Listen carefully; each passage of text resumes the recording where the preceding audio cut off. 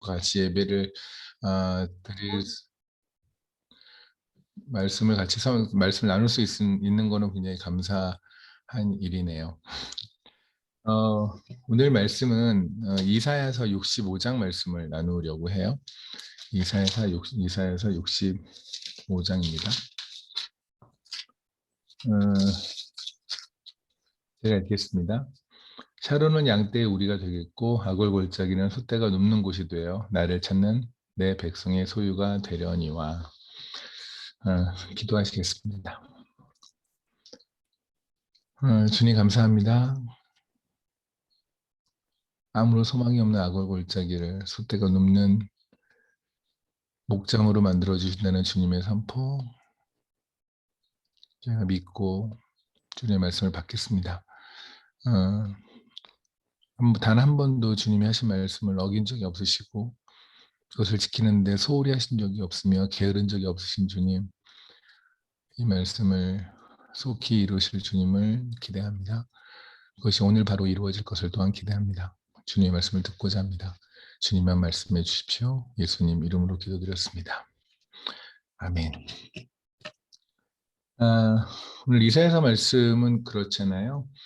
샤론은 양떼의 우리가 되겠고 아굴골짜기는 솥대가 눕는 곳이 되어 나를 찾는 내 백성의 소유가 되려니와 라는 말씀인데 굉장히 소망이 있는 말씀인데 또 구체적으로 보면 이게 무슨 말씀인가 하면서 고개를 갸우뚱거릴 수도 있는 말씀이기도 해요. 일단 멋지게 보이는 건 맞는데 그러나 또 자세히 들어가 보면 또 어떤 건지 한번 또 고민해 봐야 되는 말씀이 아닌가 싶어요. 일단 아골골짜기가 과연 무엇일까? 아골골짜기가 무엇인데 아골골짜기에 솥대가 눕는 그런 목장으로 만드신다고 했을까? 만약에 아골골짜기라는 곳이 처음부터 솥대가 눕고 그래서 목장이 될 만한 그런 곳이라고 한다면, 그렇다면 이 말씀은 굳이 그렇게 하실 필요가 없잖아요. 뭐 레스토랑에서 어차피 밥을 먹는 거고 커피숍에서는 커피를 먹는 거니까 커피숍에서 커피를 먹게 해줄게 내지는 식당에서 밥을 먹게 해줄게 라는 게 별 의미가 없는 것처럼 아골골짜기에서 솥대가 눕는 것이 만약에 흔하게 있는 일이라고 한다면, 그리고 그것이 놀랄만한 일이라고 하지 않는다면, 일이라고 한다면 굳이 이사야서 65장의 말씀을 통해서 이렇게 약속을 하실 리가 없다고 생각이 들어요. 그러면 아골골짜기를 솥대가 눕는 곳으로 만든다? 그렇다면 아골골짜기가 무엇인지를 한번 알아보면, 그러면 주님이 이 약속이 얼마나 어마어마한 약속인지를 알게 되지 않을까 라는 생각이 듭니다. 여호수아서를 잠깐 볼까요?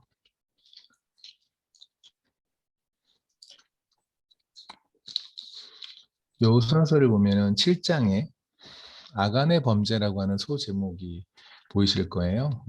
여기 이 내용을 모르는 분들은 아마 없을 텐데, 그럼에도 불구하고 잠깐 설명을 드리면 이제 여리고성이 무너졌습니다. 6장에서 여리고성이 무너졌고, 그리고 7장에서 아이성을 이제 치루 하나님께서 보내시는데, 근데 아이성을 칠 때 하나님께서 뭐라고 그러시냐면 1절에 이스라엘 자손들이 온전히 바친 물건으로 말미암아 범죄하였으니, 온전히 바친 물건으로 범죄했다는 건 하나님에게 온전히 바쳐진 물건을 가지고 하나님에게 온전히 바쳐져야 되는 것을 하나님에게 온전히 바치지 않음으로 범죄했다는 말씀이겠죠. 이는 유다 지파 세라의 증손 삽디의 손자 갈미의 아들 아간이 온전히 바친 물건을 가졌으며 여호와께서 이스라엘 자손들에게 진노하시니라. 아멘. 그래서 이 아간의 범죄라고 하죠. 하나님께 이제 바쳐진 물건을 본인이 중간에서 싹 인터셉트를 함으로써 하나님께서 굉장히 진노하셔서 아이성을 치러 올라갈 때, 당연히 여리고성 같은 경우도 인간이 한 건 하나도 없잖아요. 그냥 여리고성을 7바퀴를 동급밖에 안 했는데 그런데도 불구하고 그 어마무시한 여리고성이 무너졌잖아요. 그런데 아이성에는 갔는데 이제 사람들이 죽어나가기 시작하죠. 5절만 봐도 아이 사람이 그들을 36명쯤 쳐 죽이고 라고 돼 있죠. 사람들이 갔는데 여리고성 할 때는 정말 피 한 방 흘리지 않고 여리고성이 무너졌는데, 아이성은 여리고성보다 훨씬 더 작은 성인데도 불구하고 가서 물리치려고 하는데 사람들이 죽어나가고 패했단 말입니다. 그래서 여호수아가 이제 옷을 찢고 회개를 하며 하나님께 부르짖죠. 근데 영문을 모르는 거예요. 지금 현재 스코와 여호수아는. 그래서 우리한테 왜 이러십니까? 얘네들이 왜 이러는 걸까요? 백성들이 도대체 뭘 잘못한 걸까요? 라고 하며 하나님에게 그 이유를 물어봐요. 그런데 놀라운 말씀을 하세요. 여러분이 말씀을 자세히 읽다 보면 언뜻 보면 지금 1절에서도 아간의 범죄라고 말씀을 했잖아요. 아간이 잘못했다라고 말씀을 하셨어요. 그런데 10절에는 뭐라고 말씀하시냐면 여호와께서 여호수아에게 이르시되 일어나라 어찌하여 이렇게 엎드렸느냐 이스라엘이 범죄하여 내가 그들에게 명령한 나의 언약을 어겼으며 라고 말씀을 하세요. 이상하죠? 뭐가 이상하냐면 분명히 아간이 범죄했다라고 말씀을 하셨는데 그런데 하나님께서는 11절에 뭐라고 하냐면 이스라엘이 범죄했다고 말씀을 하시는 거예요. 그렇다면 이제 이해가 돼요. 왜냐하면 아간이 한 명이 범죄를 했는데 지금 어쩌면 엄한 사람 36명이 죽어버린 거잖아요. 그리고 엄한 사람들이 패배를 경험하게 된 거잖아요. 범죄는 한 명이 했는데 그런데 다른 사람들이 독박을 쓰게 되는 이상한 일이 벌어지는 거죠. 하나님께서 분명히 연자가 없다고 말씀하셨었어요. 예전에 조상이 우리가 이제 바벨론에 끌려갔던 사람들 그리고 바벨론의 식구들을 보내고 유다에 남은 백성들이 에스겔서하고 예레미야서에서 그렇게 말을 하죠. 하나님, 우리 조상들이 이렇게 잘못을 했기 때문에 우리가 이렇게 벌을 받는 거지요? 라고 얘기했을 때 하나님께서 뭐라 하시냐면 아니야, 네가 신포도를 먹었으니까 네 이가 신 거야. 다시 말하면 네가 잘못했으니까 네가 죄 벌을 받는 거지 너의 조상 때문에 네가 벌을 받는 게 아니야 라고 말씀을 하셨어요. 에스겔서와 예레미야서에서 반복해서 말씀을 하셨어요. 그렇다면 A라는 사람이 잘못을 해서 했기 때문에 B라는 사람이 벌을 받는다라는 건 하나님 쪽에서 있는 일은 아니란 말입니다. 그런데 지금 여기 아간의 범죄 이야기를 언뜻 보면 그냥 아간이 잘못했으니까 그냥 하나님께서 승리하지 못하겠구나라고 그냥 퉁치고 넘어가려고 하는데 하나님께서 너무나 분명하게 뭐라고 말씀하시냐면 이스라엘이 범죄를 했다라고 말씀을 하시는 거예요. 그럼 이스라엘이 무슨 범죄를 했을까? 분명히 하나님께서도 스스로 아간이 범죄했다고 말씀하셨는데 왜 갑자기 이것을 굉장히 확대 해석을 하셔서 다른 사람한테까지 그 죄를 전가하시는지에 대해서 우리는 분명히 고개를 갸우뚱거리는 게 맞아요. 왜냐하면 그게 그런 기독교는 없거든요. 음, 그리고 나서 하나님께서 또 하나 이제 좀 이해 안 가는 말씀을 하시는 게 12절 말씀 볼게요. 그러므로 이스라엘 자손들이 그들의 원수 앞에 능히 맞서지 못하고 그 앞에서 물러 돌아섰나니 이는 그들도 온전히 바친 것이 됨이라. 그 온전히 바친 물건을 너희 중에 멸하지 아니하면 내가 다시는 너희와 함께 있지 아니하리라 라고 말씀을 하시고 그러면 이제 이렇게 말씀하신 거잖아요. 지금 아간이 범죄를 했어. 그런데 아간뿐만 아니라 이스라엘 전체도 범죄를 했어. 그러니까 이스라엘 애들이 잘못한 거. 다시 말하면 온전히 바쳐진 물건을 아간처럼 숨긴 아이가 있다면 그걸 빨리 하나님이 갖다 내. 그리고 그걸 빨리 자복해. 뭐 이렇게 얘기가 끝나야 되는 거예요. 그런데 14절에는 좀 이상한 말씀을 하세요. 너는 일어나서 백성들을 거룩하게 하여 이르기를 너희는 내일을 위하여 스스로 거룩하게 하라. 이스라엘 하나님 여호와의 말씀에 이스라엘아 너희 가운데 온전히 바친 물건이 있나니 너희가 그 온전히 바친 물건을 너희 가운데서 제하기까지는 내 원수들 앞에 능히 맞서지 못하리라. 아멘.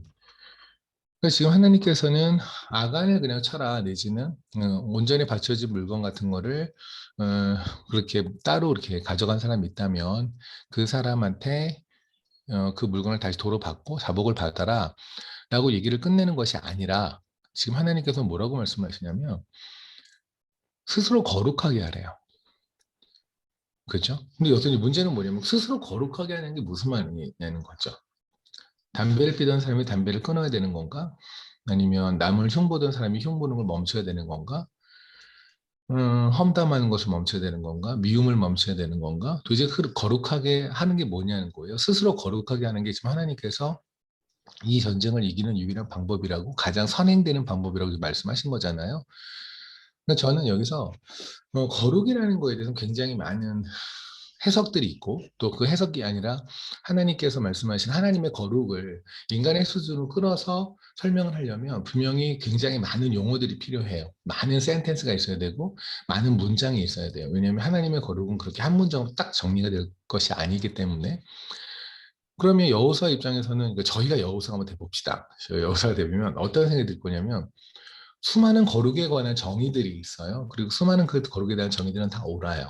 물론 뭐 잘못된 거룩의 정의도 있겠지만 어쨌든 성경에서 말씀하시는 거룩, 하나님께서 말씀하시는 거룩들이 있잖아요. 어, 예를 들면은 뭐 창세기 2장 3절에도 그렇게 말씀하셨죠. 안식일을 거룩하게 하라. 그죠? 7일째 안식일을 거룩하게 하라 라는 말씀도 있었고, 그리고 하나님께서는 또 다른 곳에서도 레위기에서도 13장에서도 거룩, 11장에서 거룩에 대한 말씀을 하시고요. 수많은 거룩에 관한 말씀을 하세요. 그러면 지금 여호수아 입장에서 굉장히 당황스러울 거예요. 거룩하게 하라라고 했는데 엄청나게 많은 정의가 있는 거룩에서 우리는 지금 오늘 어떤 거에 거룩에 초점을 맞춰야 되는지에 대해서 여호수아가 분명히 헷갈릴 수 있죠.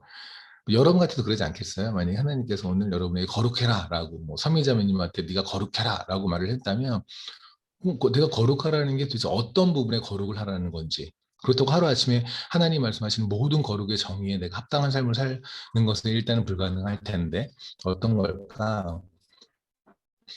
그러면 우리는 어떤 누구 입장에서 그걸 보면 좋을 것 같냐면 여호수아의 입장에서 보면 좋을 것 같아요. 무슨 말씀이냐면 지금 이 말씀이 여호수아에게 떨어진 거잖아요. 그럼 여호수아가 알고 있는 거룩에 관한 가장 어, 임팩트 있는 사건이 하나 있다면, 거룩에 관한 사건이 있다면 그것을 적용할 수 있겠죠.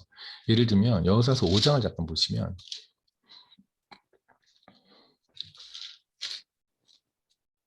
여호수아 5장을 보시면 이스라엘 백성들이 이제 요단강을 건넙니다. 그리고 길갈에서 할례를 받죠. 제가 예전에도 라이프 미션부에서 설교를 했던 걸로 기억하는데, 그때 이제 부싯돌로 할례를 받는다고 얘기를 했죠. 할례를 받을 때는 날카로운 칼로 하는 것이 아니라 부싯돌로 하는 거예요. 부싯돌로 살을 질근질근 썰어서 하는 게 할례예요. 다시 말하면 할례는 굉장히 아파야 해요. 여러분들이 여러분 침례교잖아요. 침례를 받을 때 그냥 단순히 시간이 되었으니까 침례 간증물을 쓰고 그리고 물속에 한번 들어갔다 나오는 것이 침례가 아니라 살을 돌로 베어내는, 그냥 두꺼운 돌로 살을 질근질근 베어내는 그런 아픔을 감수해야 되는 것이 바로 침례고 할례거든요. 그만큼 우리 몸속에 딱 달라붙었던 거 있죠. 내 몸에 달라붙어 있던 내가 예전에 사랑했던 것들, 내가 예전에 보호 삼았던 것들, 그것들을 내 몸에서 떼어내는 거잖아요. 이거 보통 어려운 일이 아니거든요. 그래서 그런 아픔이 있어야 있는 것이 할례나 내지는 침례를 받았을 때 정상적으로 우리가 경험해야 되는 거라고 말씀하시는 거라고 저는 생각을 하는데, 어쨌든 이스라엘이 길갈에서 할례를 받습니다. 그리고 나서 6장에 보면 여리고성이 무너지죠. 여리고성에 들어가서 너희가 뺑뺑뺑뺑뺑이를 7바퀴 돌면 무너질 거야 해서 이제 무너지잖아요. 근데 그 할례를 받고 여리고성이 무너지는 그 중간 단계, 그러니까는 말씀으로 본다면 13절부터 15절 사이에서 소제목이 칼 든 여호와의 군대 대장이라는 소제목이 제 성경에 이렇게 써 있는데, 여호와의 군대 대장이 갑자기 여호사에게 등장을 해요. 그러면서 15절에 이렇게 말씀을 하세요. 여호와의 군대장이 여호수아에게 이르되 네 발에서 신발을 벗으라. 네가 선 곳은 거룩하니라 하니 여호수아가 그대로 행하니라. 아멘. 그러면 여호수아서, 물론 제가 말씀드렸지만 거룩에 관한 건 수많은 정의들이 있고, 그리고 거룩은 예를 들면 이런 거 공이라고 친다면은요. 그러면 수많은 각도에서 이 공을 볼 수 있잖아요. 그런 것처럼 거룩이라는 것은 수많은 각도에서 조명할 수 있고 수많은 각도에서 내릴 수 있는 정의를 내릴 수 있어요. 그러니까 왜 공이 이렇게 있으면 이렇게 봐도 공이고 이렇게 봐도 공이고 이렇게 봐도 공인 것처럼, 그렇게 아, 거룩이라는 거는 수많은 각도에서 조명이 가능을 해요. 그런데 제가 지금 이 말씀을 보는 이유는 아까 7장에서 아간의 범죄 있는 사건에서 하나님께서 스스로 거룩하라라는 말씀을 뜬금없이 하셨단 말입니다. 근데 그 말씀이 떨어진 게 여호수아라고 한다면 여호수아 입장에서는 자기한테 가장 굉장히 선명하게 거룩에 관한 정의가 있었던 경험, 그것이 가나물로 떠올라지는 게 정상이잖아요. 그죠?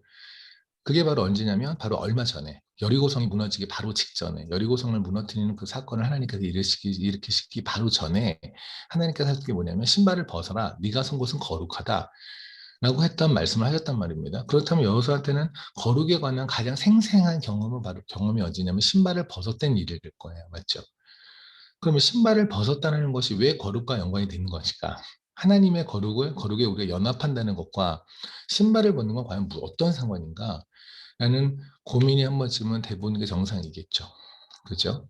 이와 비슷한 사건이 하나 있었는데 다 아시다시피 출애굽기 3장을 보면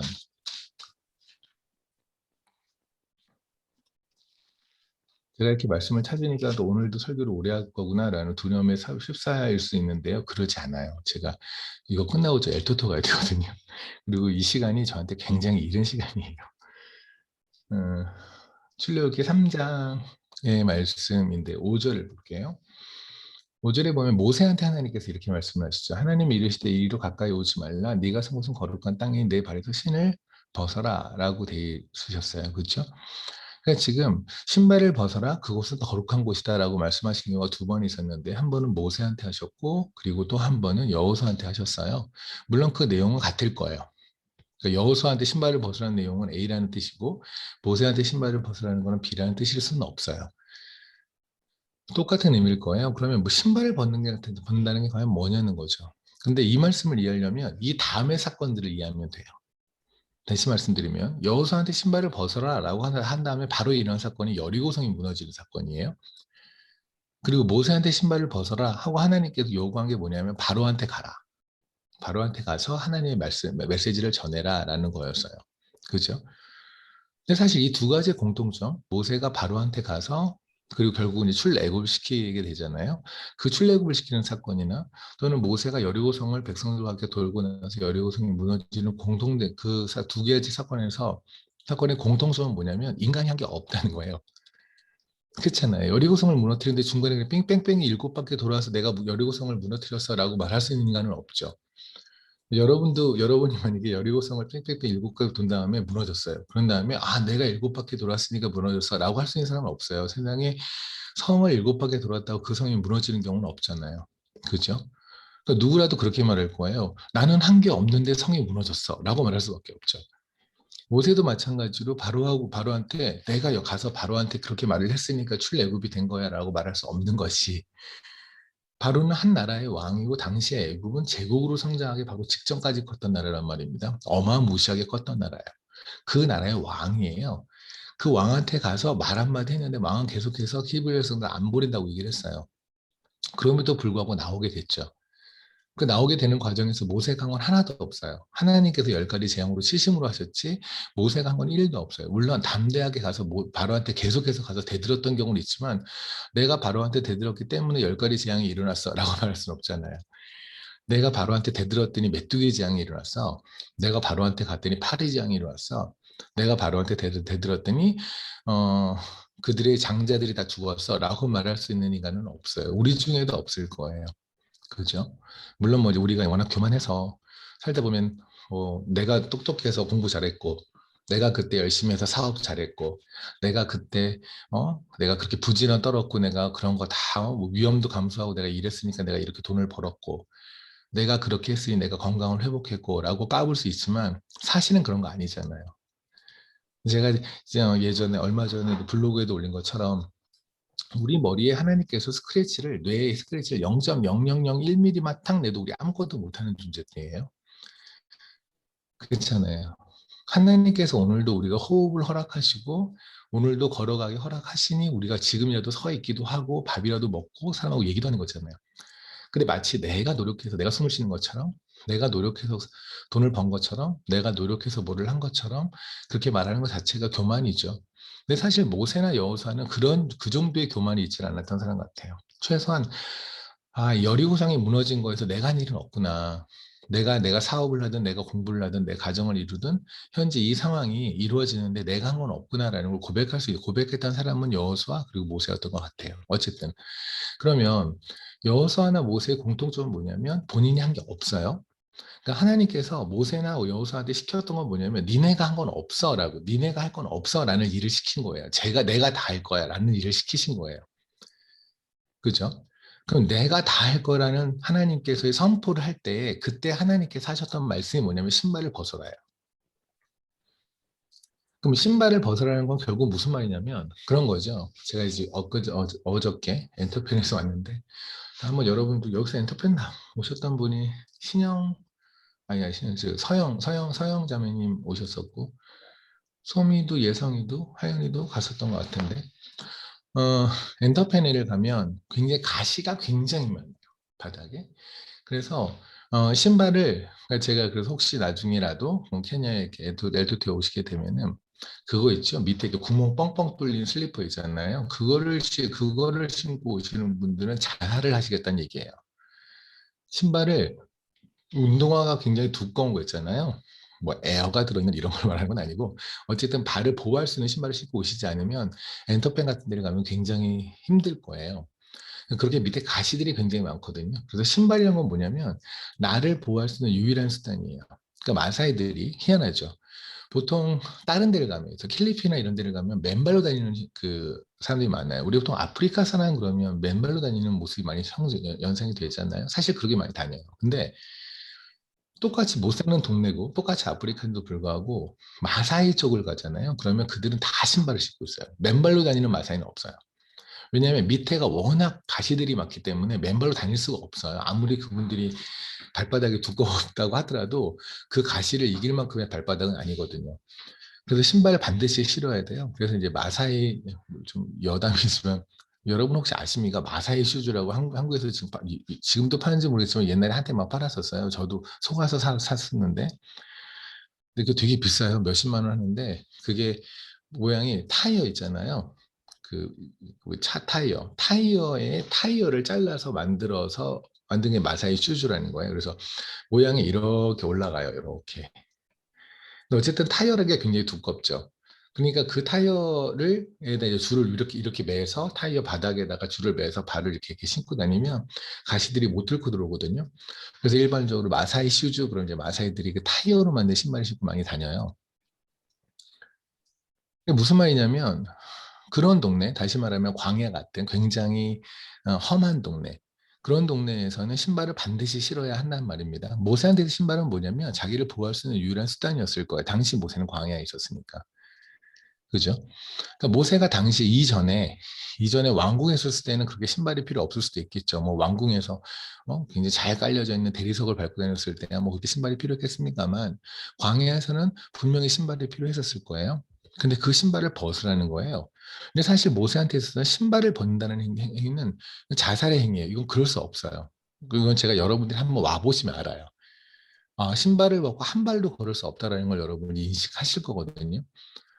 다시 말하면 뭐냐면 거룩의 개념, 하나님이 말씀하신 거룩의 개념은 제가 말씀드렸던 수많은 정의들이 존재를 하지만 현재 모세나 여호수아한테 하나님께서 말씀하신 신발을 벗어라는 개념에서 그것에서 유추해내는 거룩은 뭐냐면 하나님에게 온전히 의지하는 거예요. 그러니까 다시 말하면 하나님만 거룩하시거든요. 그러니까 하나님 말씀하신 거룩이라는 거는 원래 거룩이라는 뜻이 다르다라는 뜻이잖아요. 다르다. 그러니까 하나님은 다르신 분이에요. 그걸 인정하는 게 거룩을 인정하는 건데 하나님은 뭐가 다르냐면 하면서 수많은 정의들이 있는 거예요. 하나님은 이렇게 다르고 저렇게 다르고 저렇게 다르고 이렇게. 근데 그 중에 하나의 정의가 뭐냐면 하나님만이 보호가 되신다는 거예요. 그것이 하나님이 생각하는 거룩의 개념이에요. 그러니까 거룩의 개념을 만약에 100개라고 한다면 100개 중에 그 중에 one of them이 바로 뭐냐면 하나님에게서만 보호하심을 느끼는 것. 하나님에게서만 보호하심을 받는 것. 하나님만을 보호로 생각하는 것. 하나님만이 피난처가 되는 것. 그분만이 나의 생명이 된다고 생각하는 것. 이것이 하나님에게 하나님 당신은 거룩하십니다라는 고백하는 거예요. 그러니까 여러분이 오늘도 여러분들 찬양을 하면서 내장 꼭 찬양의 가사를 하지 않더라도 이런 말씀을 하셨을 거 아닙니까? 이런 고백을 하시지 않았겠습니까? 뭐 지난 한 주에도 하나님 당신은 거룩하십니다라는 얘기를 하셨겠죠. 그죠? 그러면 하나님은 거룩하십니다라는 얘기를 했다면 여러분은 어떤 삶을 살았었냐면 하나님만 의지하는 하나님에게서만 보호하심을 찾는 그러니까 나의 주장 때문에도 아니고 나를 비호하는 세력들, 나의 말에 동조하는 사람들, 내지는 나를 지지하는, 나를 보호해주는 돈, 나를 보호해주는 학력, 나를 보호해주는 외모, 나를 보호해주는 가족.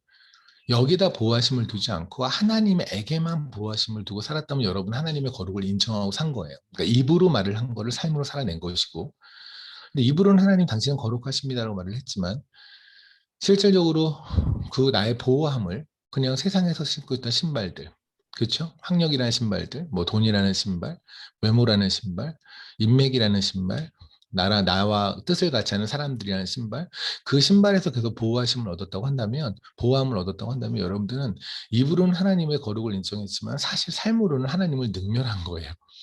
그러니까 사실 입으로 그런 경우는 고백하지 않는 게 나아요. 그렇지 않아요? 입으로는 하나님 거룩하십니다. 그리고 삶으로는 하나님께 하나님의 거룩을 완전히 깔아 뭉개는 삶을 살았다면 그거는 데리고 논 거잖아요, 하나님을. 지금 모세와 여호수아에게 하나님께서 신발을 벗어라. 그 땅 거룩하니라고 말씀하신 게 바로 그거일 거예요. 그죠? 그리고 나서 하신 게 뭐냐면 여리고성을 하나님의 일방적인 하나님만의 은혜로 하나님의 은혜만으로 여리고성을 무너뜨리시고 그리고 하나님의 능력으로만 바로를 완전히 꺾으시고 이 히브리 백성들을 구원해내시죠. 그게 바로 모세와 여호수아가 느낀 하나님의 거룩일 거예요. 그죠? 그렇다면 그 여호수아는 그것을 너무나 잘 알고 있어요. 신발을 벗어라 하고 나서 바로 일어난 사건이 뭐냐면 여리고성을 무너뜨린 사건이었잖아요. 아, 그렇구나. 하나님이 다 하시는 거구나. 내가 한 게 없구나. 나는 하나님 뒤에 숨는 일밖에 할 수 있는 일이 없구나. 라는 것을 인정하는 것. 그렇게 함으로 하나님의 거룩을 인정하는 것. 그것이 여호수아한테 머리에 굉장히 크게 각인되어 있는, 어쩌면 유일하게 각인되어 있는 하나님의 거룩이었을 거란 말입니다. 그죠? 그런데, 그런데, 지금 하나님께서 여호수아에게 뭐랬냐면, 아침에 일어나서 너희들이 스스로 거룩하라고 말씀하셨어요. 그 얘기는 무슨 말이냐면 백성들이 지금 하나님이 생각하신 그 거룩의 개념으로 가지 않고 있다는 거죠. 그럼 다시 말하면 여리고성이 하나님의 의지로만 하나님의 능력으로만 무너졌는데 그런데 사람들은 다시 내가 뭔가를 한 것처럼 하고 있다는 거죠. 다시 신발을 신고 있다는 거잖아요. 그죠? 그러니까 하나님에게만 의지하는 것이 아니라 내가 예전에 의지했던 신발을 다시 주섬주섬 신으면서 그 신발을 통해서 또 보호하심을 얻고 있는 게 지금 하나님 입장에서 이스라엘 백성들의 모습일 거예요. 그러니 여호수아에게 말을 했겠죠. 네가 예전에 신발을 벗었던 것처럼 네가 나의 거룩을 인정해라. 그거를 백성들에게 알려라. 어여 신발을 벗게 해라. 그게 지금 여호수아서 7장 13절 말씀하시는 그들을 스스로 거룩하게 하라는 말씀이 아닐까 싶어요. 다시 말씀드리지만 하나님의 거룩하심은 굉장히 다양한 각도에서 조명이 가능해요.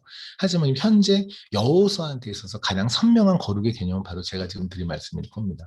다시 읽어볼게요. 여호수아서를 다시 볼게요.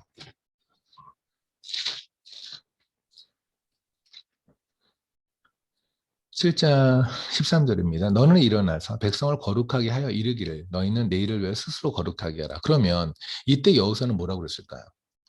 야, 니네 거룩하래. 빨리 거룩해. 이렇게 말했을까요? 그럼 백성들은 되게 난감하죠. 거룩해. 거룩하고 싶은데 어떻게 하는 게 거룩한 거예요? 목욕을 하는 거예요? 예배를 드리는 거예요? 회개를 하는 거예요? 먹던 고기를 안 먹는 거예요? 어떻게 거룩한 거예요? 세상에 굉장히 황당한 주문 중에 하나잖아요. 그죠? 거룩해라. 그죠? 근데 여기서 지금 그러면 여호사는 구체적으로 네가 하나님께서 백성들을 거룩하게 하라라고 말씀하셨다면 여호사는 구체적으로 백성들한테 니네가 이렇게 함으로써 거룩해져라라고 말을 했을 거예요. 그죠? 구체적인 어떤 액션이 있었을 거 아닙니까? 그 액션이 바로 뭐였을 거냐면 여호수아 5장에서 여호수아가 직접 들었던 신발을 벗으라는 거였겠죠. 여호수아의 스승이었던 자기한테 권력을 이양했던 모세가 경험했고 그의 간증을 분명히 여호수아에게 나눴을 것이고 그 여호수아가 분명히 들었던 그 간증 신발을 벗어라 출애굽기 3장에서 그 얘기를 여호수아는 바로 백성들에게 말을 했을 거예요. 어여 빨리 신발을 벗어. 니네가 지금 신발을 다시 신었잖아. 신발을 어여 벗어. 그러므로 너희가 빨리 거룩해져야 돼. 하나님의 거룩을 빨리 인정해야 돼. 그래서 네가 스스로 거룩해야 돼 라고 말을 했겠죠. 신발을 벗어라고 지금 말을 했단 말입니다. 여호수아는. 13장, 13절에서 하나님께서 명령하신 건 뭐냐면 신발을 벗게 하라예요. 네가 여리고성이 무너지기 전에 신발을 벗었던 것처럼 신발을 너여 벗게 하라 였어요. 그 얘기는 뭐냐면 그들은 신발을 신고 있었다는 거죠. 그러니까 여리고성을 무너질 때까지는 신발을 벗은 거예요. 왜? 하나님이 온전히 하실 걸 기다릴 수밖에 없잖아요. 그렇잖아요. 애굽에서 430년 동안 노예 생활했어요. 아무것도 안 했던 사람들이 그냥 뭐 했냐면 애국 사람들이 농사 지으면 농사 지었고요. 소 치우려면 소 치웠고 양 치우면 양 치웠던 사람이에요. 430년을 노예로 살았던 사람들이에요.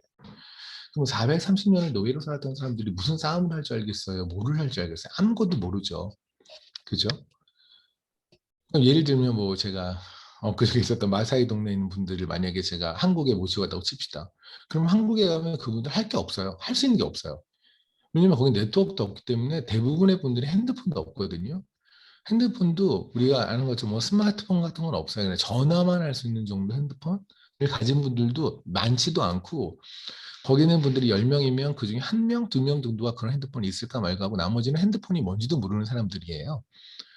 그럼 그분들이 여기 와가지고 뭘 하겠어요? 여러분들이 이제 한국같이 뭐 모든 게 다 전자 시스템에 의해서 컴퓨터에 의해서 움직이는 것을 뭘 하겠어요? 그죠? 아니 이스라엘 백성들이 애굽에서 430년 동안 종살이를 했었는데 갑자기 나서 뭘 하겠어요? 특히나 전쟁 같은 건 1도 할 가능성이 없죠. 그러니까 여리고성을 앞에 놔두고 전쟁할 때 이들은 너무너무 무서웠을 거예요. 그게 바로 여리고성에 가나안에 들어가려고 했을 때 정탐꾼들이 못한 게 그거잖아요. 우리가 어떻게 저 사람들과 싸워요? 말도 안 돼요. 우리가 무슨 싸움을 할 줄 안다고 저렇게 등치가 이만큼 크고 그런 사람들 우리 못 싸워요. 그래서 하나님께서 너무 진노하셔서 그들을 440년 동안 뺑뺑 돌린 거죠. 왜요? 그럼 그런 거예요. 야, 니네가 그럼 애굽에서 나올 땐 니네 뭐 했어?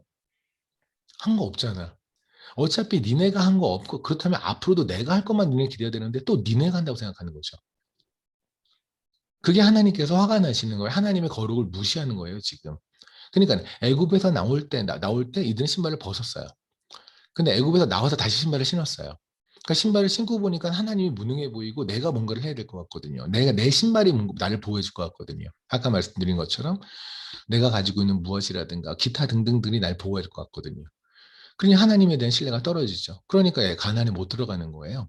그러니까 하나님의 거룩을 인정하지 않는 백성이라면 뭐예요? 예배자가 되지 못하는 거죠. 하나님의 거룩을 인정하지 않는다면 예배자가 될 수 없어요. 그러니 그들에게 하나님은 그들에게 예배를 받기도 구원하셨는데 그들이 하나님을 인정하지 않아요. 하나님의 거룩을 인정하지 않아요. 하나님만이 보호하심을 인정하지 않아요. 그러니 그들이 40년 동안 팽팽을 돌면서 스스로 깨달아서 가나안에 들어가서도 하나님이 다 하셔야 되는구나. 하나님만 하시는구나라는 걸 인정해야 하는 예배자로 하나님을 세우셔야 가나안에 그들을 넣은 목적을 이루시는 거잖아요. 그러니까 광야에서 팽팽을 돌리시죠. 그래서 광야에 팽팽을 돌리시고 하나님 신명기도 뭐라고 그러세요? 그들의 신발이 하나 헐지 않게 내가 만들었다고 말씀하시거든요. 그게 무슨 말씀이냐면 하나님 쪽에서 선포하시는 거예요. 니네가 한 게 없다고요. 40년 광야 40년 동안 니네 생각에는 니네가 뭐 어쨌든 살아남으려고 아둥바둥하며 그렇게 살아남은 것 같지만 천만에 내가 니네를 다 보호했고 마치 독수리 날개 위에다 새끼를 올려놓은 것처럼 내가 너희를 보호했으니 40년 광야 40년 동안 네가 살아남은 것이지 니네가 잔머리 굴려서 니네가 지혜가 있어서 니네가 생존 본능이 대단해서 그래서 광야에서 살아남은 게 아니야 라는 말씀을 하시려고 신명기에서 말씀을 하시거든요. 그렇잖아요. 그러니까 지금 하나님께서는 계속해서 지금 말씀하는 게 뭐냐면 내가 다 했다예요. 그러니까 우리는 거기다가 만약에 우리의 숟가락을 딱 얹는 순간에 하나님에게 말씀하시는 예배자의 자격이 탈락이 돼요. 하나님이 다 하신 걸 인정하고 하나님이 다 하실 것을 인정하는 것. 이게 예배자의 삶이에요. 그러니까 예배자라는 것은 노래를 되게 잘하거나 아니면 교회 예배 순서에 굉장히 빠삭하거나 교회 용어에 빠삭하거나 그런 것들이 예배자가 아니라 하나님만 하나님인 것. 나는 하나님이 될 수 없는 것. 하나님만이 보호하심이 되고 나는 나를 보호할 수 없다라는 것. 하나님만이 하나님의 이름을 보호하실 거고 하나님만이 나를 보호하실 것이지 내가 노력한다고 하나님의 이름이 보호되어지거나 내가 노력한다고 나의 이름이 보호되는 것이 아니면 나의 육신이 보호되는 것이 아니라는 걸 인정하는 것. 이게 예배자의 삶이에요. 그죠? 근데 지금 그걸 못하고 있었단 말입니다. 근데 그게 문제가 뭐냐면 아간만 그런 게 아니라는 거예요. 그러니까 우리는 여기서 아간의 범죄라는 소제목으로 가지만 사실은 하나님 쪽 입장은 달라요. 하나님 뭐냐면 이스라엘 백성의 범죄를 했다고 그랬잖아요. 아까 11절에. 그죠? 그러니까 하나님 입장에서 보면 뭐냐면 이스라엘 백성들이 전부 다 신발을 신어버렸다는 이거예요. 그 중에 대표적인 인물이 아간인 거예요. 그러니까 하나님께서는 아간 한 명을 치심으로써 결국은 이스라엘 백성 너희가 전체 다 그런 죄를 저질렀다는 걸 하나님께서는 보여주시는 거죠. 그죠? 그러니까 사실 우리가 아간만을 가지고 손가락질하지만 사실은 하나님 입장에서 본다면 아간 그리고 기타 등등 있는 이스라엘 백성들이 다 그랬다는. 그렇다면 이제 아까 전쟁에서 36명이 죽었다는 얘기가 되죠. 잘못은 아간이 했는데 왜 다른 사람이 죽어가 아니라 그들은 죽을 짓을 한 거예요. 우리가 왜 이런 얘기를 하잖아요. 사무엘 하는 잠깐 보시면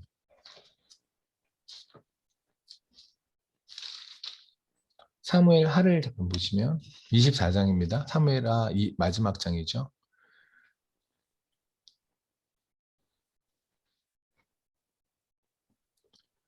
사무엘하 24장 예를 보면 1절을 볼게요. 인구조사인데요. 아마 이게 뭐 다 아시는 얘기입니다. 다윗이 인구조사를 갑자기 실시를 해요. 그랬더니 하나님께서 너무너무 진노하셔서 그래서 여러 가지 방법으로 치신다고 했다가 그중에 하나를 선택하게 돼 다윗에게 말을 했고 다윗은 전염병을 선택했고 그래서 7만 명이 죽는 정말 지금 우리가 코로나로 뭐 수만 명이 수천 명이 죽고 뭐 이런다고 하지만 단일 국가에서 우리나라 현재 코로나로 죽은 사람이 뭐 이렇게 7만 명 이러지 않잖아요. 한국에서. 근데 당시에 이스라엘에서 7만 명이 죽었다는 건 어마어마한 사건이거든요. 근데 우리는 이렇게 생각하죠. 다윗 한 명이 잘못했는데 하나님은 이렇게까지 치시는 건 너무하지 않나? 다윗 한 명만 치면 되지 왜 딴 사람을 쳐? 다윗한테 화가 났는데 아니라고요. 1절 보면 여호와께서 다시 이스라엘 향하여 진노하사 하나님께서는 이스라엘에게 화가 나셨어요. 다윗 한 명한테 화난 것이 아니라 이스라엘에게 화가 나는데 그 중에서 가장 대표적인 범죄를 저지른 사람이 다윗인 거예요. 근데 여기서는 다윗이 한 명을 잘못했는데 하나님이 이스라엘 백성한테 독박을 씌운 것이 아니라 당시에 이스라엘 백성들이 전부 다 다윗이 가지고 있었던 마음을 가지고 있었다고. 예를 들면 이런 거예요. 다윗이 인구조사를 했던 건 뭐냐면 하나님은 경계를 주셨거든요. 부엘세바부터 단까지라고 하는 경계를 주셨어요. 한국으로 하면은 뭐 한라에서 백두까지 이렇게 경계를 주셨어요. 하나님은 하나님의 경계를 주신 것을 주신다고 했어요. 근데 다윗은 하나님의 경계가 주신 것 이상을 갖고 싶은 거예요. 그래서 인구조사를 해서 싸움을 할 수 있는 장정들의 숫자를 지금 계산하게 하거든요. 그래서 사실 인구조사는 한다면은 행정부 소속이잖아요. 인구조사를 국방부 시킬 일은 없잖아요. 근데 갑자기 대통령이 국방부에다가 인구조사를 시킨다는 건 뭐냐면 전쟁하겠다는 얘기예요. 그러니까 다윗이 지금 인구조사를 시킨 그 대상이 누구냐면 요압 장군이에요. 국방부 장관한테 지금 인구조사를 시켰다고요. 그 얘기는 내가 전쟁하겠다는 거죠. 그럼 전쟁하는 목적은 뭐예요? 땅 따먹게 하겠다는 거죠. 근데 이미 하나님께서는 다윗에게 약속하신 땅을 주셨거든요. 땅을 다 주셨는데 그 이상의 땅을 갖겠다는 거예요. 이거를 조금 더 영적으로 풀면 뭐냐면 하나님 우리에게 주시겠다는 땅이 뭐예요? 그러니까 여러분 한 명 한 명한테 주시겠다고 했던 약속이 뭡니까? 예성이한테 하나님 주시겠다는 약속이 뭐였어요? 좋은 직장이었나요? 혹시 예성이는 하나님에게 그런 음성을 들어본 적 있나요? 내가 너에게 좋은 직장을 줄게. 아니죠. 하나님이 우리에게 주겠다는 약속은 뭐냐면 구원이었어요. 그 이상의 여러분이 혹시 받은 약속 있습니까? 저는 없습니다. 그렇잖아요. 그럼 하나님께서 구원을 주시겠다고 약속을 하셨던 그 약속, 그 이상의 걸 내가 바라는 거예요. 구원 플러스 기타 등등등. 이거를 바라는 것 자체가 바로 뭐냐면 하나님에게 하나님이 주시겠다는 그 땅에 대해 만족하지 않는 거죠. 그게 복음은 충분하지 않는 삶이에요. 하나님 예수를 주시겠다고 약속하셨고 예수를 주셨잖아요. 여러분들에게. 우리에게 예수를 주셨잖아요. 근데 예수 플러스 돈, 예수 플러스 명예, 예수 플러스 나의 이름. 뭘 바라고 있다면 그것이 예수만으로 족하지 않은 거예요. 그게 하나님께서 다윗에게 화를 내신 거예요. 내가 너한테 이만큼의 땅을 줬는데 너는 왜 이 땅에 만족이 안 되고 더 땅 따먹게 하려고 해? 얘는 죽어도 마땅한 거예요. 왜? 어차피 하나님으로 만족하지 않는 건데요. 복음으로 만족하지 예수로 만족하지 않는 애들은요. 죽어도 마땅해요. 그렇잖아요. 그러니까 다시 말하면 제가 이 말씀을 드린 이유는 뭐냐면 다윗의 인구조사에서 하나님께서 치신 이유도 다시 한 명이 잘못했는데 7만 명이 독박을 쓴 것이 아니라 원래 이스라엘 모든 백성들이 다 그런 꿈을 꾸고 있었다고요. 하나님으로 만족이 안 하는 거예요. 근데 그 대표적으로 그거를 액션으로 옮긴 사람이 누구냐면 다윗이에요. 그렇다면 아간의 번제도 지금 하나님은 같은 시각으로 보시는 거죠. 백성들은 전부 다 신발을 신었어요. 여리고성을 무너뜨린 분이 하나님이라는 걸 인정하지 않고 그렇게 감사합니다 할렐루야를 외쳤지만 결국은 돌아서서는 전부 다 또 신발을 주섬주섬 신고 있었단 말입니다. 근데 그 대표적으로 그것을 행동에 옮긴 사람이 바로 아간이라는 거예요. 그러니까 아간 한 명을 친다고 말씀하셨죠. 아간을 잡아내라고 말씀하셨지만 사실 하나님께서 화가 나신 건 이스라엘 백성들이죠. 그런데 아간이 숨겨놓은 품목을 보면 좀 재미있어요. 볼까요? 하나님께서 이제 아간을 잡아낼 때 아간이 자수를 하면 참 좋은데 자수를 안 하잖아요. 우리가 제일 잘 안 하는 게 자수죠. 우리가 하나님 앞에 알아서 자수해서 십자가 앞으로 나가면 참 좋은데 꼭 걸려야 나가요. 그죠? 그래서 하나님께서 이제 아간을 잡았을 때 아간이 네가 뭘 가졌니? 라고 말을 했대. 21절 볼게요. 내가 노력한 물건 중에 신할산의 아름다운 외투 한 벌과, 여기서 신할산의 아름다운 외투라는 건 이제 바벨론의 외투를 말해요. 바벨론의 외투 한 벌과 은 200세겔과 그 무게가 50세겔 되는 금덩이 하나. 간단하죠. 왜 은하고 금이 필요했을까요? 미래를 위해서 돈이 필요하니까. 그죠? 하나님께서는 뭘 했냐면, 하나님은 만나로 계속, 아니, 이 백성들이 지금 어떤 백성인지 아십니까? 지금 가나안에 들어오기 전까지 광야에서 계속 하나님이 매일마다 만나 떨어지던 백성이에요. 하나님이 만나 주실 때마다 만나 주워 먹고 살았던 백성들이에요. 근데 가나안에 딱 들어가자마자 뭘 하는 거냐면, 내가 돈이 있어야 돼. 내가 돈이 있어야 내 미래가 보장이 돼. 광야에서요, 다시 말씀드릴게요. 광야에서 이 백성들은요, 단 한 명도 저축이라는 걸 해본 적이 없는 백성이에요. 하다못해 만나를 이틀치만 주셔도요, 난리가 나더니 하나님이 너무너무 화가 나셨다. 안식일에 생각을 한번 해보세요. 안식일에 일할 수 있지 않아요? 아무도 할 수 있죠. 안식일에 일을 하나 했다고 그래서 그를 죽여버렸어요. 오늘 있는 만나를 혹시 내일 하나님이 안 주실 수도 있잖아요. 아니, 그런 불안감 없어요? 있잖아요. 오늘 만나를 주셨지만 내일도 만나를 주실까? 아닐 수도 있을 것 같아. 그래서 오늘 만나를 2배, 내일 것까지 이틀치를 주운 사람이 있다면 그 이틀치가 주운 거에서 나머지 거는 썩어서 냄새가 진동을 했다고 하나님 말씀을 하세요. 그러니까 하나님은 너희가 일용할 양식을 내가 다 채운다고 말씀하셨고 그걸 계속해서 지켜나가서 40년 동안 하나님은 단 하루도 안 빼고 지키셨어요. 매주 금요일마다 이틀치를 주셨고 그래서 토요일 날이든 안식일에는 그들이 따르고 또 주울 필요가 없이 그러니까 금요일에 내렸다는 만나는 이틀치를 주어도 썩지 않을 것. 그러나 월요일부터 목요일까지 내렸던 만나는 철저하게 다음날 하루만 지나면 썩어버릴 것. 하나님은 그렇게 구별하여서 만나를 주셨어요. 단 하루도 안 빼고. 근데 이 백성들이 가나안에 딱 들어가자마자 거기서 여리고성이 하나님의 능력으로 무너진 걸 보자마자 봤는데 그러고 나서 바란 게 뭐냐면 금덩어리와 은덩을 주워 넣는 거예요. 왜냐하면 나의 미래가 내일이 확실치 않으니까. 나의 내일은 내가 확보를 해야지 하나님이라는 분이 나의 미래를 생각하지 않을 것 같아. 여태까지 살아왔을 때 광야 40년 동안 살아왔던 거에서 1년만 기억을 하더라도 일주일만 제대로 기억하더라도 그럴 리는 없는데 까먹어도 그렇게 완전히 까먹어버린 거죠. 그게 지금 이거예요. 다시 내가 신발을 신는 것. 그죠? 그리고 외투죠. 그리스도인에게 필요한 건 하나님은 늘 그러셨어요.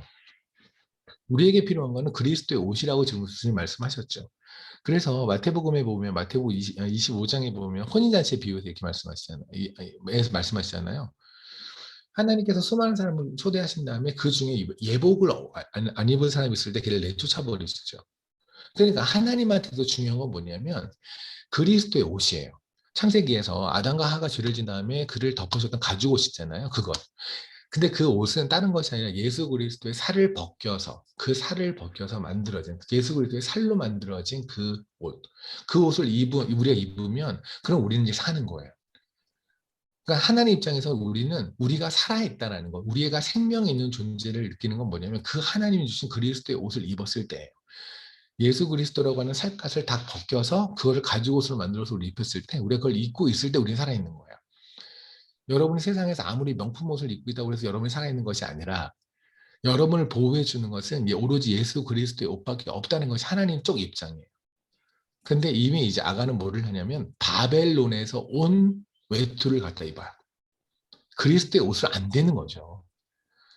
동일한 얘기예요. 신발을 신어버렸다니까요. 그러니까 지금 아간이 훔쳐서 밑에 숨겨놨던 그것이 뭐냐면 외투하고 금하고 은이에요. 딱 우리들 아니에요? 나의 미래가 내가 미래를 안심할 수 있는 건 내 지금 통장에는 얼마의 잔고가 나를 안심시키는 것이지 오늘 나랑 함께 하시는 예수 그리스도 때문에 내가 안심하는 게 아니란 말입니다. 물론 우리가 여리고성이 막 무너졌을 때 그 당시에 은혜를 기억한다 할 때는 또 아니었죠. 예수만으로 충분하고 내가 당장 아무것도 없어도 주님만 있으면 되고 내가 지금 나는 죽어도 괜찮습니다 고백한 적도 분명히 있지만 대체로 우리의 삶은 어떤 거였냐면 그냥 또 금과 은이 보장돼야 그죠? 그리고 나를 보호하는 외투가 하나 있어줘야 그래야 내가 숨을 쉬는 사실 우리가 베드로의 얘기를 보면 요한복음에 보면 그러잖아요. 요한복음 잠깐 볼까요?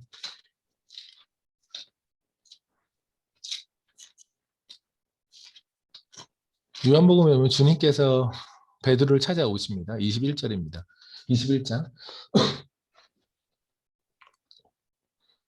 7절에 볼게요. 예수께서 사랑하신 그 제자가 베드로에게 이르시되, 한 제자가, 그러니까 예수께서 사랑하는 제자는 요한이죠.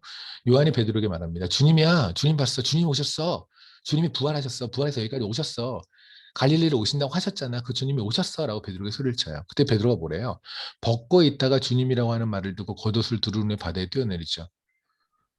이거는 여러분이 만약에 수영장에서 아니 꼭 수영을 잘하고 못한 걸 떠나서 헤엄이라는 거를 한 번이라도 해본 사람이라면 이게 얼마나 말 같지도 않는 얘기인지 알 거예요. 보통은 저는 수영을 잘하는 편이거든요. 근데도 불구하고 옷 입고 수영하는 걸 되게 못해요. 옷을 입으면 수영이 안 되죠, 어찌 때는. 베드로는 바다에서 산 사람이에요. 그럼 수영을 할 때는 옷을 벗어야 되지 수영을 할 때 옷을 입고 하는 경우는 없죠.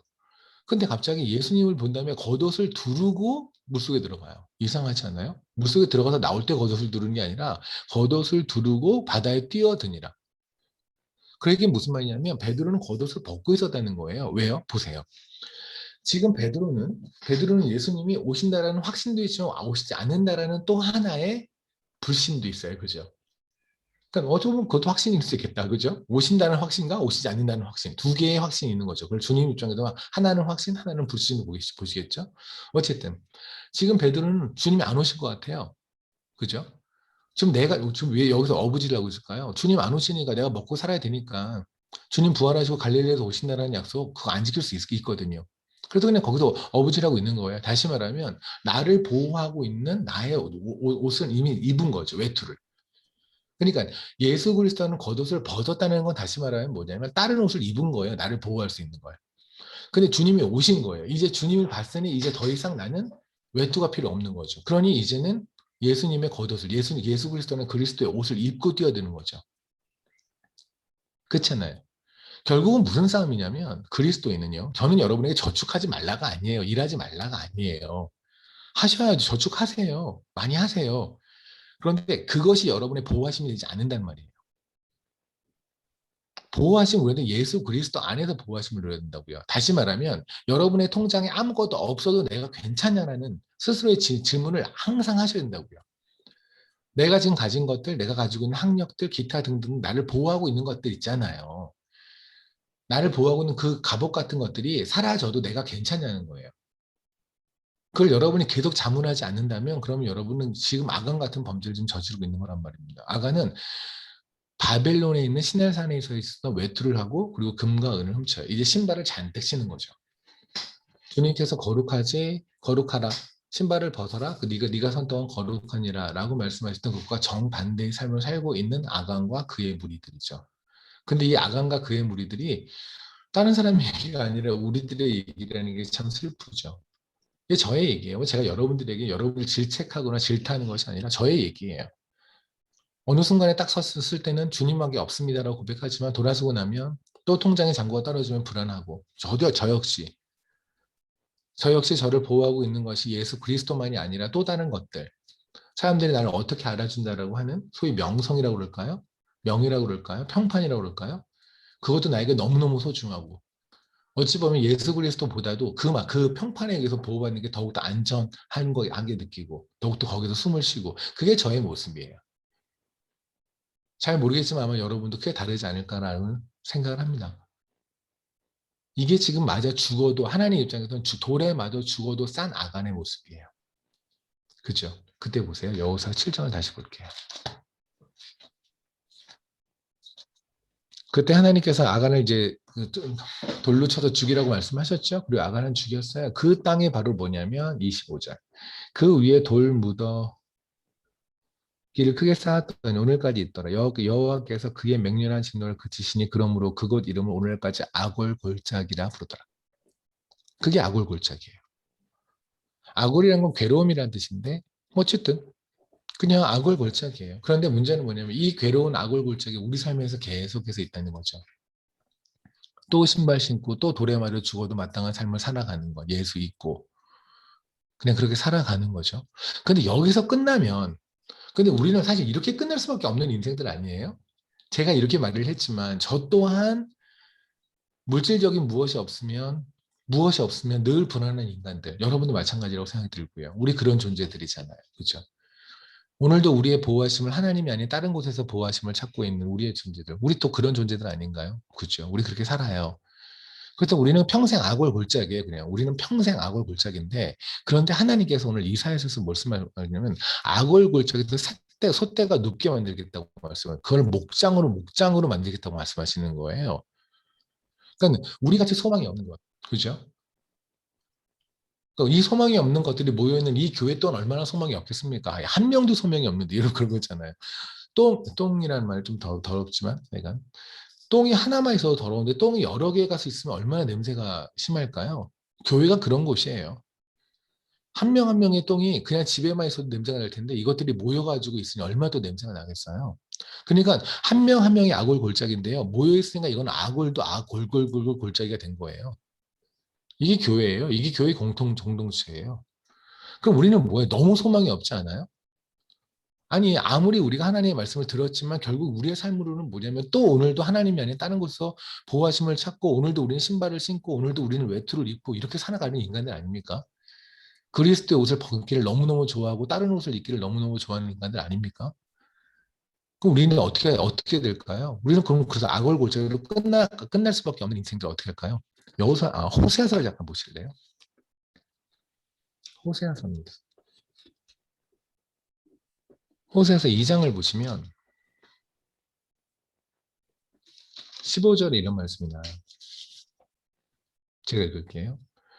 거기서 비로소 그의 포도원을 그에게 주고 악월 골짜기로 소망의 문을 삼아 주리니 그가 거기서 응대하기를 어렸을 때 애굽 땅에서 올라오던 날과 같이 하리라. 아멘. 그때 악월 골짜기로 소망의 문을 삼아 준다고 하잖아요. 그죠? 그때 소망이란 말 있죠. 그때 그 소망이라는 말이 사실은 줄이란 뜻이에요. 줄. 근데 이 소망이라는 말을 가진 이 줄이라는 말이 성경에서 언제 쓰였냐면은 여호수아에서 쓰였어요. 보실래요? 우리 지금 여호수아서를 아까 봤잖아요. 여호수아서에서 이 소망이라는 뜻을 가진 줄이 언제 쓰이냐면요. 여호수아서 2장을 잠깐 보세요.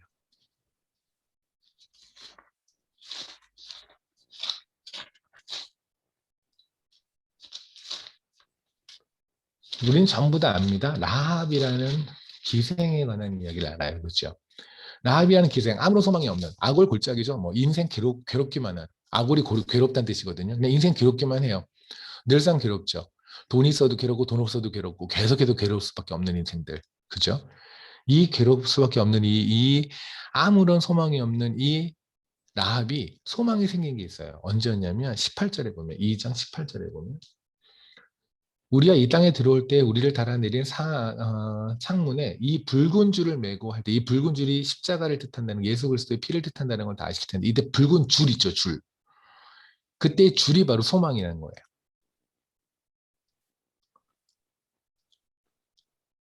우리는 평생 악월 골짜기예요, 그냥.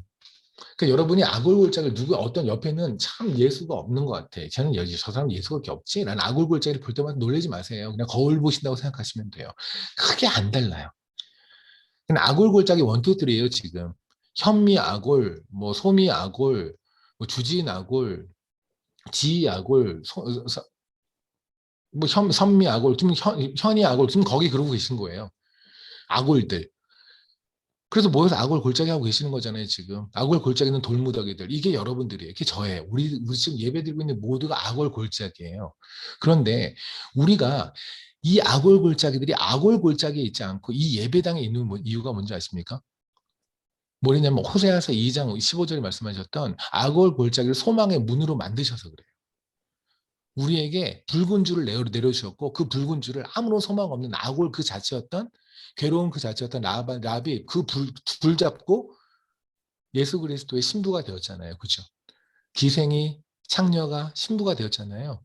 그 예수 그리스도라는 줄 잡고 소망의 줄 잡고 살아난 거잖아요. 그죠? 그러니까 저는 여러분에게 오늘 드릴 말씀은 뭐냐면 물론 우리는 이렇게 살아야 돼요. 우리는 예수 그리스도만 보호하심으로 믿고 살려고 최선을 내렸어야 되고 여러분을 지금 보호하고 있다고 생각하는 신발들을 최대한 벗으려고 애를 써야 돼요. 저는 다시 말씀드리지만 여러분이 가지고 있는 돈을 버리라는 얘기도 아니고요. 여러분이 가지고 있는 외모를 가지고 있는 학력을 갑자기 다 그냥 쓰레기통에 갖다 버리라는 얘기가 아니에요. 제가 드리는 말씀 뭐냐면 그것이 없어도 된다라는 걸 삶으로 보여주란 말이에요. 만약에 재정이 있다면 나누고요. 뭐 어떤 직업이 있다면 그 직업에서 가진 거를 돈을 위해서만 쓰는 것이 아니라 하나님을 위해서 돈이 아닌 거를 위해서 그 재능들을 나누시고 여러분의 시간을 나누시고 그래서 나는 이게 없어도 괜찮다는 걸 하나님께 삶으로 보여드리라고요. 난 이것이 소망이 아니라는 것. 하나님이 소망이라는 걸 삶으로 보여주시란 말이에요. 최선을 다해서. 그건 사람마다 최선이라고 하는 건 다를 수는 있겠지만 어쨌든 최선을 다하십시오. 그죠? 그런데 그럼에도 불구하고 우리는 아골골짝인 게 맞다니까요. 그러더라도 아골이에요. 근데 그런 것들이 이 아골골짝이 있어야 되는 아골골짝에 있는 돌로 속에 있는 것이 마땅한 것들이 이 예배당에 모여서 하나님의 이름을 입에 올리고 예수 그리스도의 이름을 입에 올리고 하나님을 찬양하고 있다면 여러분은 여러분이 알지 못하게 하나님께서 하늘에서 내려준 붉은 동아줄이 있었고 그 줄을 여러분 잡음으로써 아골골짜기가 소망의 문으로 바뀐 거라고요. 전 여러분에게 아골골짜기 같은 삶을 살고 있는 여러분을 질책하는 게 아니에요. 하나님 오늘 여러분에 말씀하시는 건 그게 아니에요. 아골골짜기의 삶을 살고 있는 여러분을 질책하는 것이 아니라 그 아골골짜기를 소망의 문으로 만든 하나님을 스스로 칭찬하고 계시는 거라고요. 우리 같은 아골골짜기들을 소망의 문으로 만든 하나님을 한번 믿고 따라가 보자는 얘기입니다. 그럼 어떤 일이 벌어지는지 아십니까? 보세요. 여러분 지금 모여있는 이 교회가 뭐 제가 굳이 뭐 얘기하지 않더라도 어쨌든 많은 소용돌이와 회오리바람 안에 있잖아요. 그죠? 누군가는 잘했다고 생각하고 누군가 잘못했다고 생각할 것이고 뭐 손가락질도 할 것이고 마음속에 불편함도 있을 것이고 그죠? 서로 얘기하지 않겠지만 굉장히 마음이 어려울 거예요. 그런데 그것이 어떻게 든 그것이 누가 잘했든 잘못든 떠나서 여러분이 아골골장인 거 맞아요. 그죠? 근데 하나님이 어떤 분인지 아십니까? 그럼 만약에 여러분의 교회에 누군가 온다고 칩시다. 와, 이 아골골짜기에 누군가 오는 게 무섭지 않아요, 혹시? 누군가가 오는 것이 두렵지 않아요? 우리 같이 아무 소망이 없는 것들에게, 우리끼리도 힘들어 죽겠는데 여기다 새로운 사람을 하려고 하면 만약에 어미새가 새로운 새끼새를 보내준다. 이거 너무, 뭐, 이거 어떻게 감당하지? 이런 생각이 들지 않나요? 그런데 하나님이 이러시잖아요. 아골골짜기를 솥대가 눕는 목장으로 만드시겠다고요. 그렇게 하신 하나님 한번 기대해 보자고요. 그럼 그 하나님을 기대할 때 우리가 할 건 뭔지 아십니까? 우리가 한 명 한 명의 악을 골짜인 걸 인정하고 우리가 살아날 수 있는 유일한 소망은 하늘에 내려오죠 붉은 줄을 맺지 잡는 것밖에 없다고요.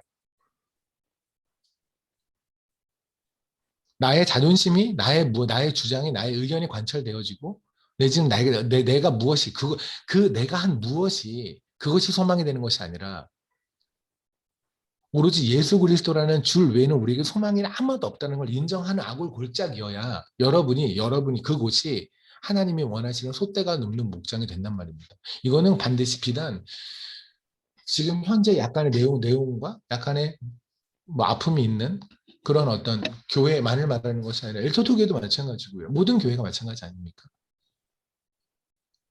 교회가 잘못되는 이유는 뭐냐면 교회가 잘못 가는 이유 중에 하나는 그리스도인이 잘못 가는 이유는 예배자가 잘못 가는 이유는 딱 하나예요. 스스로 아골골자가 아니라고 생각하는 거예요. 우리가 아골골자인 걸 인정할 때 하나님이 내려주시는 그 줄이 소망이 돼요. 저는 여러분들이 오늘 그 시간에 하나님이 내려주시는 그 소망의 줄을 잡으셨으면 좋겠어요.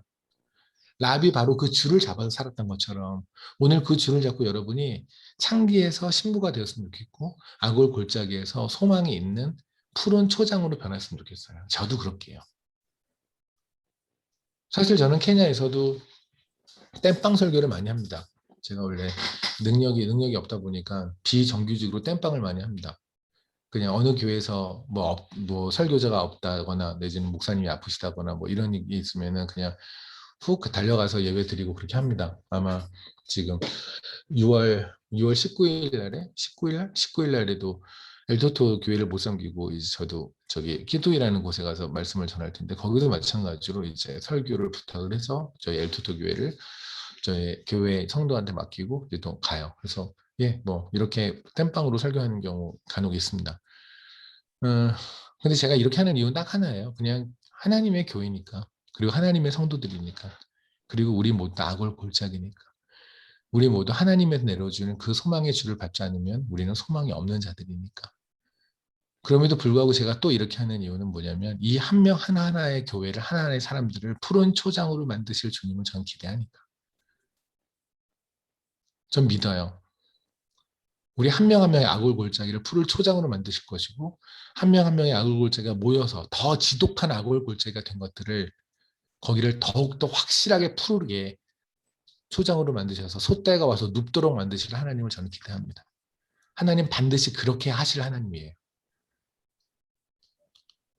거기서 우리가 필요한 건 다른 거 아니에요. 그냥 너도 나도 아골이라는 걸 인정하는 거예요. 너도 아간 나도 아간. 너도 외투 입었구나. 너도 외투, 너도 예수 그리스도만으로 충분하지 않아서 너도 외투 숨어서 입었구나. 나도 외투 입었는데.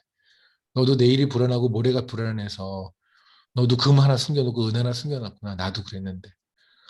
너도 모르게 너도 밑에 신발 하나 신었구나. 나도 그랬는데. 그거 서로 인정하는 거. 신발을 1cm 두께로 신었는지 2cm 두께로 신었는지가 중요한 건 아니잖아요. 그죠?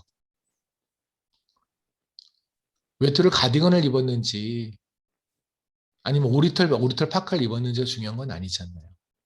금을 새끼손가락만한 금을 숨겼는지 아니면 손바닥만한 금을 숨겼는지 그건 중요한 게 아니잖아요. 어차피 똑같이 다 아간들이라는 거죠. 하나님께서 그러시잖아요. 치기는 아간을 치시지만 결국은 뭐냐면 이스라엘이 범죄했다고 말씀하시잖아요. 우리 다르지 않잖아요. 우리 다 똑같은 인간들. 그 중에 가장 지독한 인간이 저라는 걸 저는 인정합니다. 지금 케냐 시간은 아침 7시 48분이네요. 이 시간에 제가 이 시간에 여러분들을 만나는 거 너무나 반갑고 너무나 감사합니다. 근데 우리가 진짜 더 반가우려고 한다면 주 안에서 형제와 자매로서 진짜 반가우려고 한다면 그 근거는 딱 하나여야 될 것 같아요. 같은 소망의 줄을 잡읍시다. 각자 다른 줄 잡지 말고요. 딱 하나 줄, 붉은 줄, 라합이 잡았던 줄. 근데 그 줄이 뜻이 바로 소망이라는 뜻이라고요.